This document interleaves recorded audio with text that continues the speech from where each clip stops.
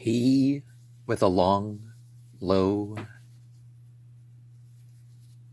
sibilation, stared, as blank as death in marble, then exclaimed, averring it was clear against all rules for any man to go. But as his brain began to mellow, if the king, he said, had given us letters, was he bound to speak? The king would bear him out, and at the last, the summer of the vine in all his veins, no doubt that we might make it worth his while. She once had passed that way, and heard her speak. She scared him, life, he never saw the like.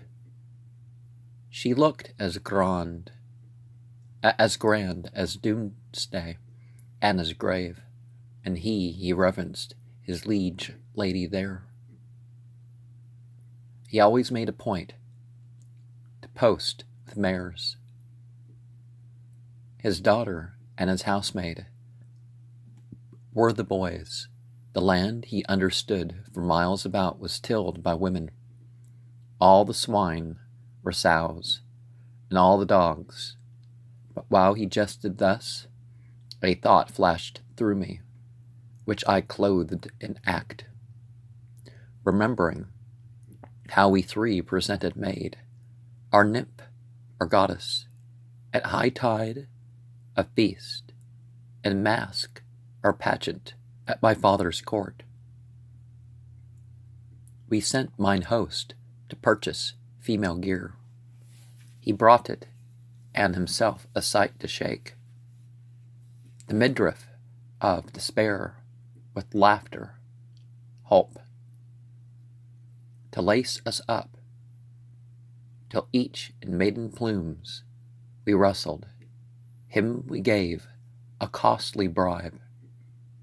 To guerdon silence, mounted our good steeds, and boldly ventured on the liberties. We followed up the river as we rode, and rode till midnight, when the college lights began to glitter firefly, like in copse and London alley. Then we passed an arch whereon a woman's statue rose with wings. From 4-winged horses, dark against the stars, and some inscription ran along the front. But deep in shadow, further on we ganged. A little secret, a little street, half garden and half house, but scarce could hear each other speak for noise. Of clocks and chimes, like silver hammers falling on silver anvils, and the splash and stir of fountains sprouted up.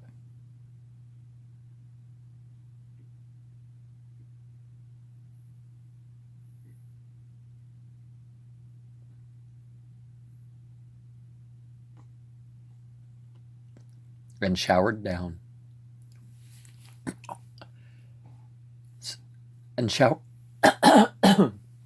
And showering down in meshes of the jasmine and the rose. And all about us pealed the nightingale, wrapped in her song, and careless of the snare. There stood a bust, a palace for a sign.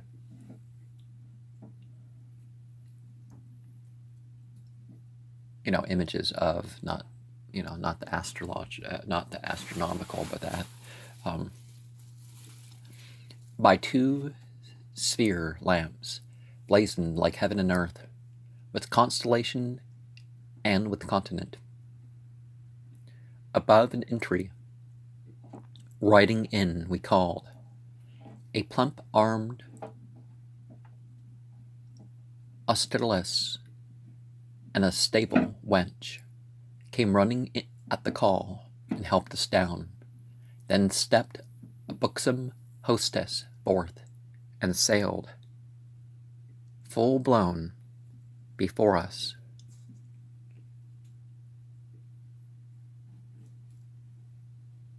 Into rooms which gave, upon a pillared porch, the vases lost in laurel. We asked her of that and this, and who were her tutors. Lady Blanc, she said, and Lady Psyche. Which was prettiest, best natured? Lady Psyche. Hers are we, one voice we cried. And I sat down and wrote, in such a hand as when a field of corn bows all its ears before the roaring east. 3 ladies of the Northern Empire, pray your highness would enroll them with your own as Lady Psyche's pupils. This I sealed, and the seal was Cupid bent above a scroll, and over his head Uranian Venus hung, and raised the blinding bondage from his eyes. I gave the letter to be sent with dawn, and then to bed, where half in doze I seemed, to float about a glimmering night, and watch a full sea glazed with muffled moonlight swell on some dark shore, just seen that it was rich.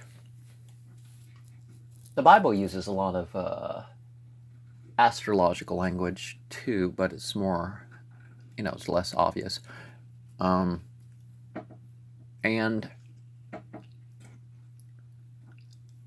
so rather than the shamanistic berserker sort of thing of dressing up, or the fetish sort of thing, it's, that old myth that they had to sneak in with the women. To see a woman, or spend time with a woman, or whatever, from one sort or another. At the break of day, the college portress came. She brought us academic silks in hue, the lilac with a silken hood to each, and zoned with gold. And now, when these were on, and we as rich as moths from dusk cocoons, she curtsying her obeisance, let us know the Princess Ida waited. Out we paced, I first, and following through the porch that sang, all around with laurel, issued in a court, compact of lucid marbles, bossed with lengths of classic frieze, with ample awnings, gay betwixt the pillars, and with great urns of flowers, the muses and the graces, grouped in threes, and ringed a bellowing fountain in the mist, and here and there on lattice edges lay our book, our lute, but hastily we passed, and up a flight of stairs into the hall. There at a board, by tomb and paper sat, with 2 tame leopards couched beside her throne, all beauty compassed in a female form, the princess likelier to inhabit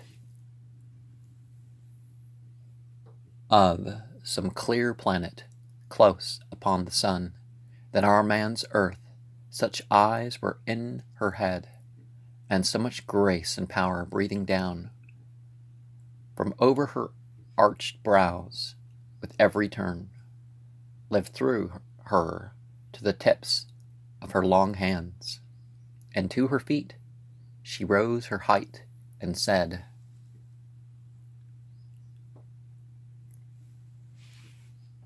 "We give you welcome, not without redound of use and glory to yourselves ye come, the first fruits of the stranger after time, and that full voice which circles round the grave, will rank you nobly, mingled up with me. What are the ladies of your land so tall? We of the court, said Cyril. From the court, she answered. Then ye know the prince, and he, the climax of his age, as though there were one rose in all the world. Your highness, that, he worships your ideal, she replied. We scarcely thought in our own hall to hear this barren verbiage, current among men, light coin, the tinsel clink of compliment, your flight from out your bookless wilds would seem, as arguing love of knowledge and of power. Your language proves you still the child. Indeed, we dream not of him when we set our hand to this great work. We purposed with ourself never to wed. You likewise will do well, ladies, in entering here, to cast and fling the tricks which make us toys of men, that so some future time, if so indeed you will, you may with those self-styled our lords ally.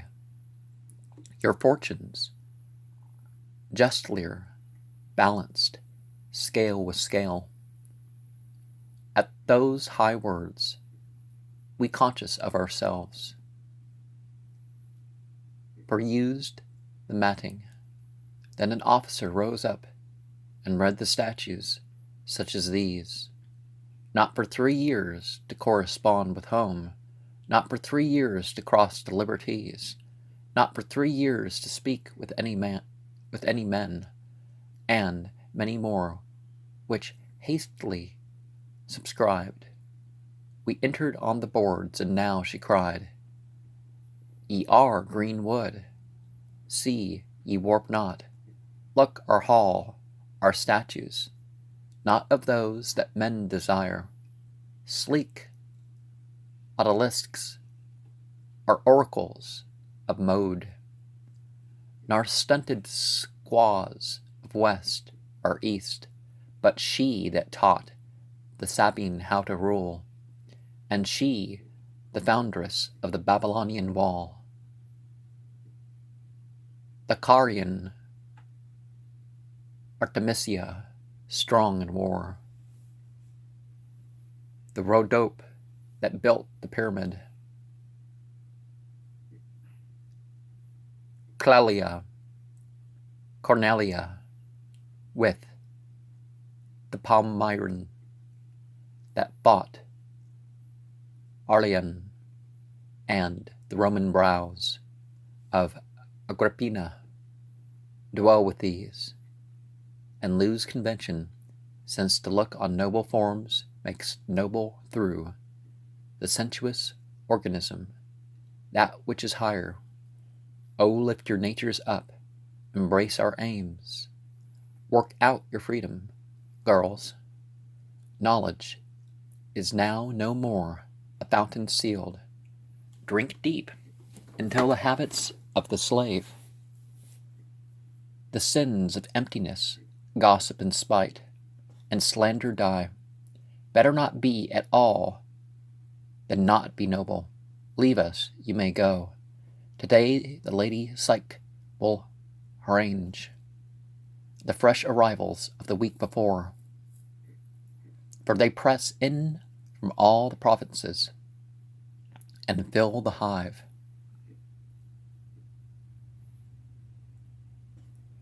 She spake, and bowing waved. Dismissal, back again we crossed the court. To Lady Psyche's, as we entered in, there sat along the forms, like morning doves, that sun their milky bosoms on the thatch. A patient range of pupils, she herself erect behind a desk of satin wood. A quick brunette, well molted, falcon-eyed, and on the hither side, or so she looked, of 20 summers, at her left a child, in shining draperies, headed like a star, her maiden babe, a double April old. Aglaia slept. We sat. The lady glanced. Then Florian, but not livelier than the name that whispered, donkey's ear, among the sedge. My sister, comely too, by all that's fair, said Cyril. Oh, hush, hush, she began. This world was once a fluid haze of light, till toward the center set the starry tides, and eddied into suns, that wheeling cast the planets, then the monster, then the man, tattooed or wooded, winter-clad in skins, raw from the prime, and crushing down his mate, as yet we find in barbarous isles, and here among the lowest. Thereupon she took a bird's-eye view of all the ungracious past, glanced at the legendary Amazon as emblem of a nobler age, appraised the Lycian custom, spoke of those that lay at wine with Lar and Lucumo,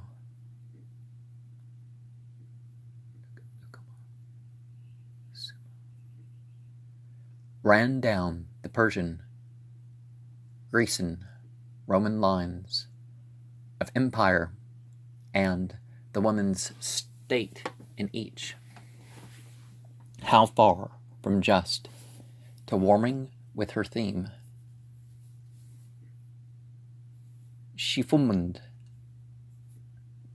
out her scorn of laws, Saliq, and little-footed China touched on Muhammad with much contempt, and came to chivalry when some respect, however slight, was paid to woman, superstition, all houri. However then commenced the dawn, a beam had slanted forward, falling in on land. Of promise, fruit would follow. Deep indeed their debt of thanks to her who first dared to leap the rotten pails of prejudice. Well, why would Muhammad be amongst that if genders and races are inherently equal, according to him? Disyoke their necks from custom and assert none lordlier than themselves, but that which made woman and man. She had founded, they must build. Here might they learn whatever men were taught. Let them not fear. Some said their heads were less, some men's were small, but they, not they the least of men, for often fineness compensated size. Besides, the brain was like the hand and grew with using, thence the man's, if more was more. Muhammad could have been some other leader with a name similar to Muhammad, because some cultures, they didn't want to name people Muhammad, so they named something similar sounding, He took advantage of his strength to be first in the field. Some ages had been lost, but woman ripened earlier, and her life was longer, and albeit their glorious names Or fewer scattered stars, yet since in truth the highest is the measure of the man, not the Kafir, Hottentot, Malay, nor those horn-handed breakers of the glebe, but Homer, Plato, Verulam, even so, with women, and in arts of government, Elizabeth and others, arts of war, the peasant Joan and others, arts of grace, Sappho and others, vied with any man, and last not least, she who had left her place, and bowed her state to them, that they might grow to use and power in this oasis, lapped in the arms of leisure, sacred from the blight of ancient influence and scorn. At last she rose upon a wind of prophecy, dilating on the future everywhere, who heads in council, two beside the hearth, two in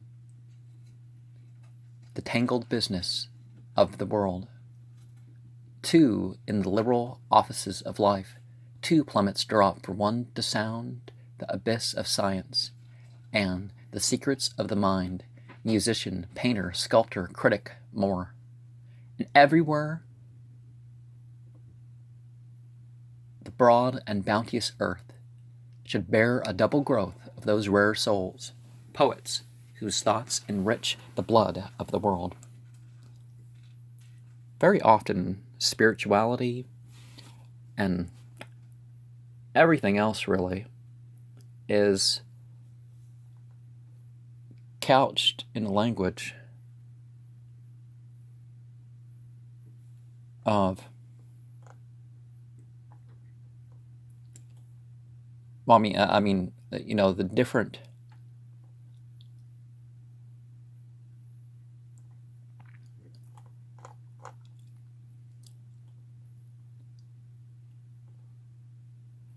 the different roles of the genders are not given their full importance, and I misread something a bit. It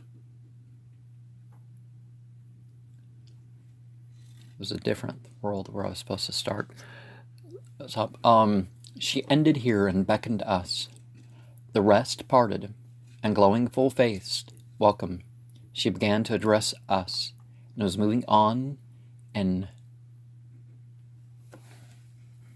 gratulation, till, as when a boat tacks, and the slackened sail flaps, all her voice faltering and fluttering in her throat, she cried, "My brother! Well, my sister! Oh," she said, "what do you here, and in this dress, and these? Why, who are these? A wolf within the fold? A pack of wolves? The Lord be gracious to me. A plot, a plot, a plot to ruin all." "No plot, no plot," he answered. "Wretched boy, how saw you not in the inscription on the gate, 'Let no man enter in on pain of death'?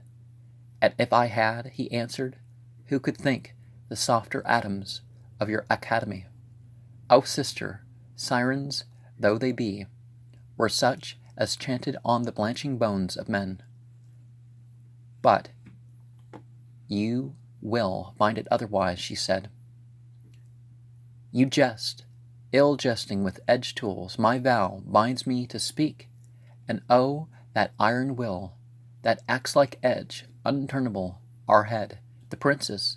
Well then, psych, take my life, and nail me like a weasel on the grange for warning, and bury me beside the gate, and cut this epitaph above my bones. Here lies a brother by a sister slain, all for the common good of womankind."